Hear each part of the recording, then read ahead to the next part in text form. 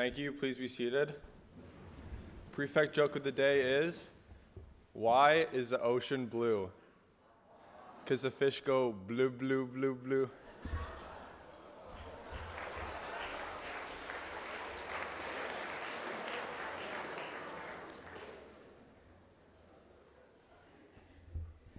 That was fantastic. So it's nice to see everybody smiling as they're coming into chapel. Some of you are still smiling. That's really even better. So Lake's House, we are going to do Amazing Grace this morning. I've been hearing complaints from Lake's House for weeks now that we haven't been doing it enough. So we'll start with Amazing Grace, number 6. Let's hear you, Lakes. Please stand.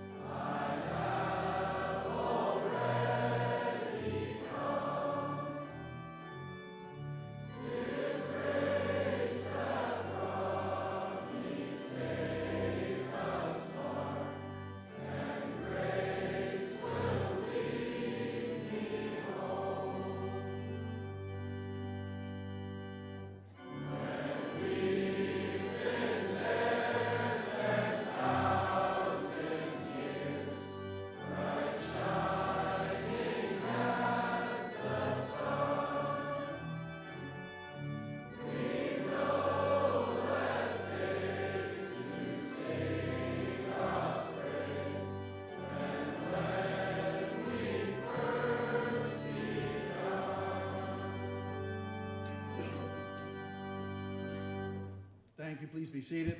There you go, Lakes. Stop complaining. So Socrates was the first person to acknowledge, and there have been many since him, that asking questions and seeking knowledge is the core of what it means to be human, that somehow asking questions is built into us. It's wired into us, into our brains. It's our nature to be curious and to yearn to acquire new ideas and information. And when we stop asking questions, of course, when we stop being curious, when we stop learning, we really stop living. So all of us here, all of us students and teachers are partners in learning. It's really why we're here. Obviously, we have different roles, but hopefully we all have very much the same goals. And your teachers never stop learning. As recently as yesterday morning, as you were sleeping in, your teachers gathered to learn new ways about thinking about math and writing. So we are a learning community first and foremost. But learning doesn't always feel like the great adventure that maybe it should. And I wonder sometimes, especially maybe at this time of year, if we feel enough passion and excitement about gaining new insights and understanding something in a new and different way, maybe for the first time. And if this is so, if this is true, it's possible that all of us really may be missing out on one of life's greatest pleasures. And during a time in your lives when learning is really your main focus, and for those of us who are teachers, it's really our life commitment. So I know that every class, I know this personally and from experience that every class isn't a thrilling experience, but if we're not fully engaged, none of our classes will ever be a thrilling experience. I almost hate to say it because it sounds so trite, but I will say it anyway. There is a direct relationship between the enjoyment of learning and your attitude and experience of your classes. So, of course, we talk a lot here about structure, discipline, and consistency in our work, and that's, of course, as it should be. We need to focus on hard work in order to accomplish all the things that we need to accomplish.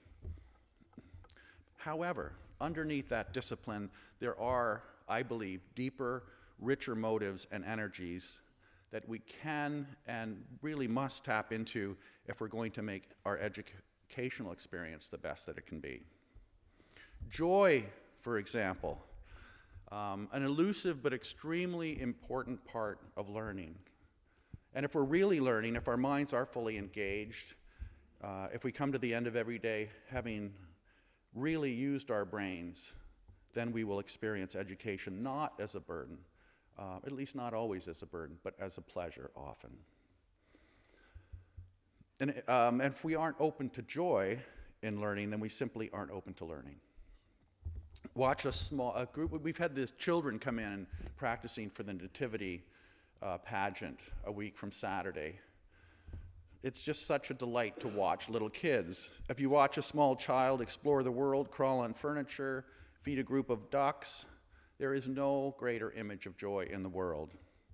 And for a child, there's no distinction between learning and playing. So what happens to us that we lose the joy the older we get? Jesus said in order to experience heaven, we have to become like little children. I would say the same is true of learning. Learning happens when we approach the world with the openness, awe, and excitement of a little child. Joy is an essential component of learning. And so is hope. Mr. Conley told me one time that he wants to remain in the classroom for as long as possible because there is nowhere in the world where there is a greater sense of hope for the future. It is not possible to learn without hope. Hope that we can continue to become better, smarter, more compassionate people. And sometimes we do. Anybody feel hopeless in your courses? And you know that's the end. If I feel hopeless, like I can't learn this, then guess what? I can't learn it. So without hope, education kind of becomes meaningless anyways. It becomes a burden, just something to do while waiting for the next thing to happen.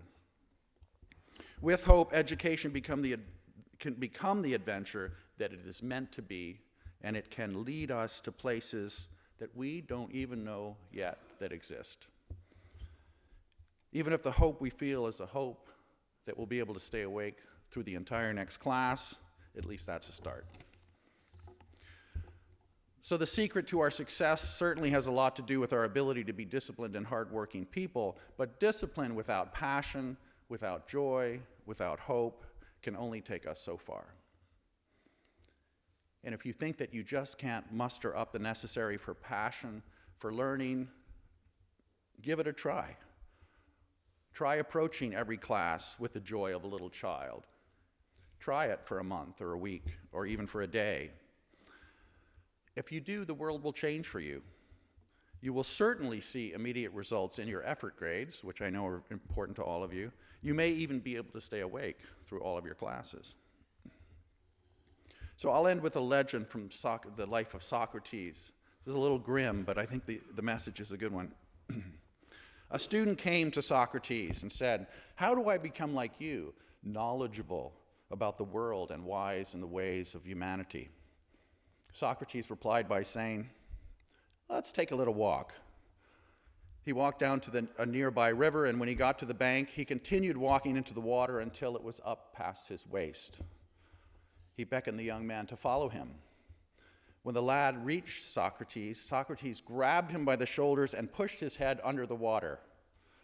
The lad struggled, but Socrates was strong.